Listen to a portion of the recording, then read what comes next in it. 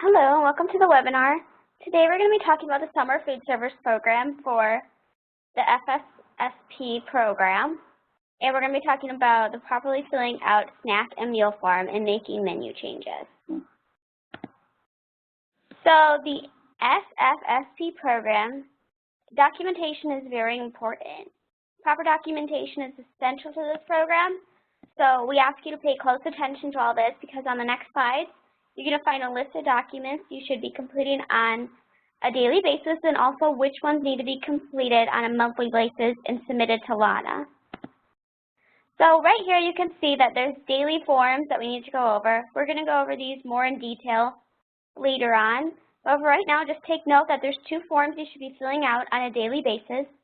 And there's a couple forms that just need to be submitted less frequently. There's one that's a weekly timesheet and also the monthly forms, milk inventory and the expense report. So pay close attention to this because it'll help you keep track of what things need to be submitted and when. And also please note that all reports need to be submitted to Lana Taylor. Do not submit them to Jessica. These need to be submitted to Lana.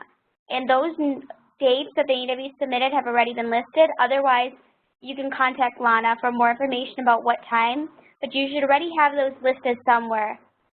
So please refer back to that. Whatever the dates are that they have given you that these need to be submitted, please make sure they're submitted to Lana by that date. So required records, below is a list. These are ones that you need to submit at the end of each month. You're going to do your daily attendance roster and sign-in sheets. So this one you're going to have a bunch of them. You should have one for every day that the club was open. You also need the number of at-risk after-school meals and snacks that were prepared and delivered. You need a daily snack count sheet and the number of snacks and meals that you served, and also a menu that accurately displays the snack and meal served. And so the stuff that's listed on your menu should match the corresponding daily count sheet. We're going to go over this more later, but that's important that those two will correspond together perfectly. So one other thing to take note of is that if you ever receive a donation of food or drinks, like let's say milk, if you have milk that's donated to you, this needs to be documented and submitted to Lana at the end of the month with all your other paperwork. So basically, this is what the form looks like. I got this off Dropbox, so you can go there and find this form if you're wondering what it is, what it looks like, or you want to look at it in more detail. But it's pretty basic. You just fill out your basic information up top here, and then you list the items donated, the quantity, size units if that's applicable, and also the estimated value.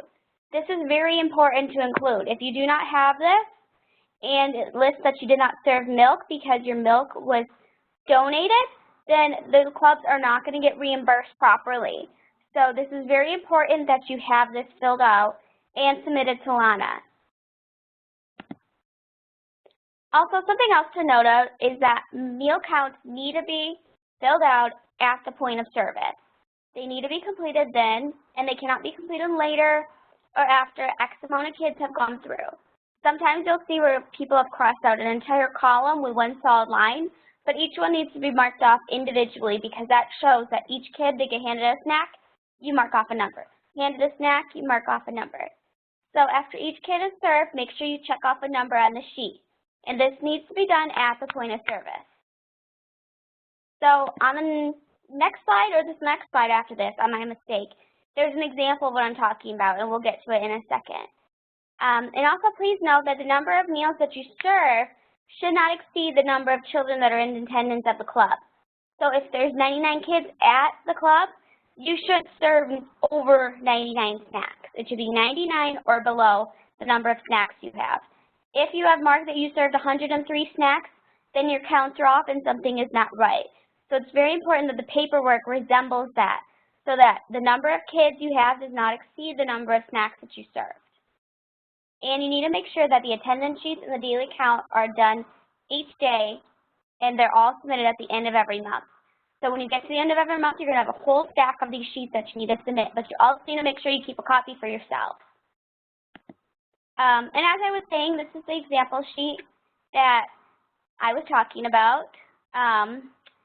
It says just basically, right here you can see that there's marked off individually.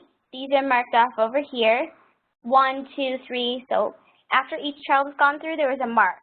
Over here is an example of we don't want this. We don't want it to look like this because this is when like 5, 6 kids have gone through, they just mark off one whole column. Or in this situation, it would probably be more about going this way. So make sure that they're all individually marked off and you don't all of a sudden just mark off, let's say 9 different numbers at one time with one single line.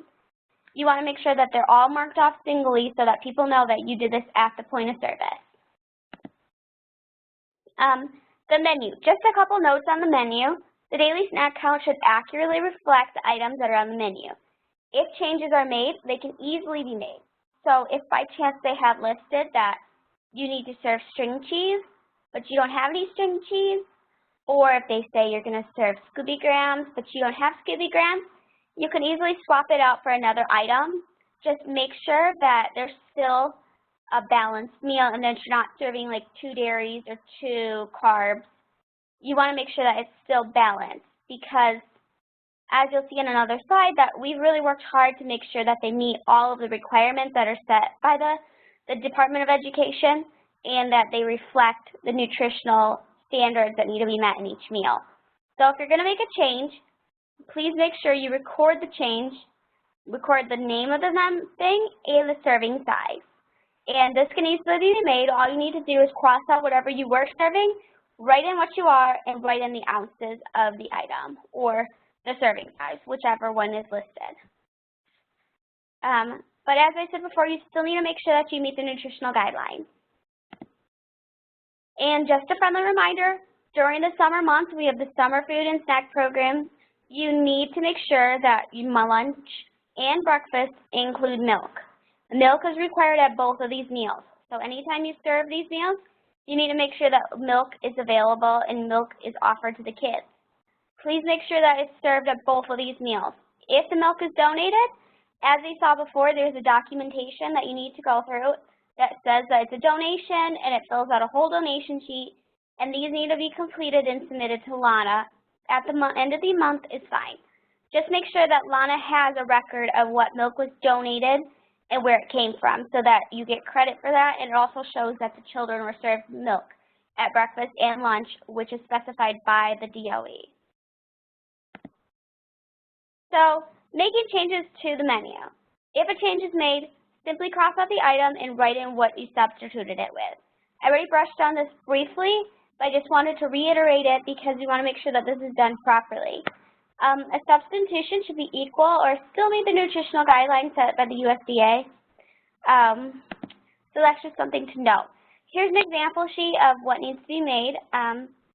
Basically, over here, at the top, you're going to list what you served, and then over here, it should accurately reflect the date. So the date and the items you serve and the meal you serve should correspond with the menu down below. So if it's the 31st of May and you served chocolate milk and Scooby Grams, and you did that for a snack, then it should accurately reflect it up here. So just make sure that these two are always corresponding. So some closing notes. Some things to keep in mind is that you begin to use the new SFSP program and stop using the CACFP program when your summer program starts. Every club is slightly different, but just make sure that when the summer programs begin, you swap over to the new food program. Second, make sure you send your field trip information prior to the event. The date, the time, where you are going, what meal you're taking with you, to Lana or Jessica prior to the event so they can make a note of this. Also, make sure you always have given Lana and Jessica the current times for your summer meal. This includes the start time of it and the end time.